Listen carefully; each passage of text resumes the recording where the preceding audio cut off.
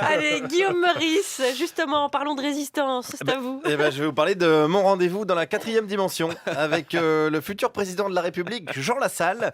Alors, je vais vous dire, je lui avais demandé un quart d'heure d'entretien. Je suis resté 1h30 avec lui. Disons que s'il existait un prix Nobel de sympathie, il pourrait postuler. Mais s'il existait un prix Lucchini de diction, je pense que Jeannot, il se situerait entre Michel Rocard et un parpaing. Et ça, je vais vous dire, Jean, il en a bien conscience. Un jour, il y avait une petite fille qui disait j'aime le grand, mais je ne sais pas qu'est-ce qu'il dit. Il disait elle disait ça m'a mis. Le grand, c'était vous? C'était moi, oui.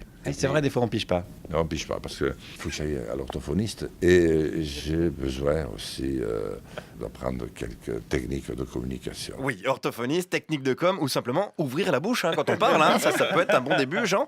Remarque, il y en a d'autres qui ont une grande gueule et qu'on ne pige pas forcément. On a demandé d'ailleurs à un linguiste de trouver un sens dans un discours de Macron. Et on aura le résultat quand il sortira de dépression nerveuse. Mais tout comme Macron, Jean Lassalle est très suivi. Bon, j'en ai qu'1%, donc c'est pas beaucoup. Mais ils sont partout. C'est 1%, mais très dilué, quoi. Non, il est partout. Oui, il est partout. Partout, il me suit, il m'a suivi ce matin. Mais c'est les mêmes 1% à chaque fois?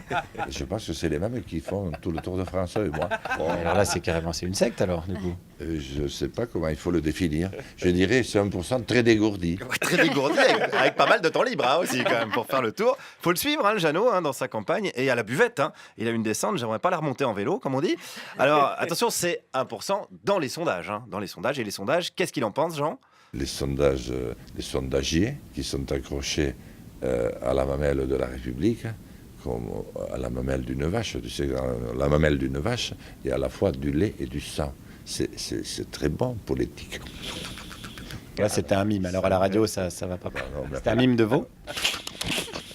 Bon, là, on a le bruitage déjà de veau. Oui, on a le bruitage. Par contre, là... Donc, il y a du lait et du sang. Oui, il y a du lait et du sang. Alors, quel rapport avec les sondages, là, du coup? il n'y en a aucun. Voilà, ouais, c'est bien.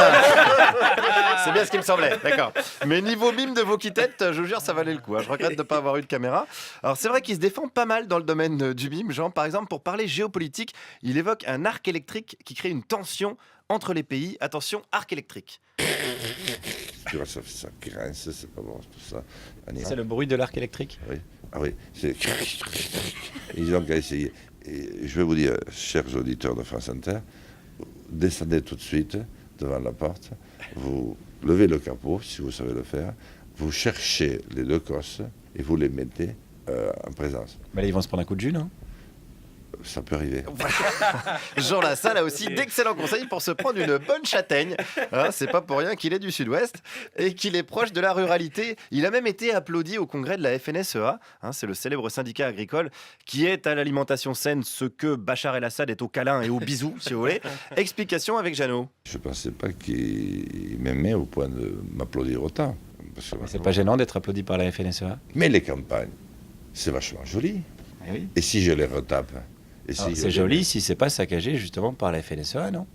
Non, ne me fais pas dire devant la FNSEA, ils m'ont applaudi. T'es malin, toi. Je suis malin, Jeannot, et je cherche juste à voir où s'arrête et où commence la cohérence. Apparemment, aux premiers applaudissements, serait-il prêt à boire un bol de glyphosate pour une Eola? C'est la question qui se pose désormais. D'ailleurs, puisqu'on parle cohérence et éthique, est-ce que Jeannot serait d'accord pour baisser le salaire des élus? Non, pas trop. Parce que déjà, moi, avec 5300, j'y arrive pas. Ah bon, mais pourquoi vous n'y arrivez pas avec 5000? Non, mais je paye aussi, je suis obligé de payer tous mes frais dans ce début de campagne, parce que je n'avais pas de budget. Ah, ça, c'est parce que vous êtes candidat à la présidentielle, mais sinon. Oui, bon, enfin, d'accord. Henri Guénaud, il a dit qu'il s'en sortait pas avec 5000 € par mois. Mais, il a peut-être pas tort. Oui, parce que Jeannot, il est peut-être proche du peuple, mais il n'est pas moins député. Et oui, il veut bien se battre contre des grizzlies, on a entendu, mais touche pas aux Grisby. Même si, pour être honnête, on peut quand même pas le soupçonner d'être le candidat de l'argent. Il a même soutenu iTélé dans sa lutte contre Bolloré. Monsieur Bolloré s'est énervé, il a dit... Non, là, je n'ai pas réussi.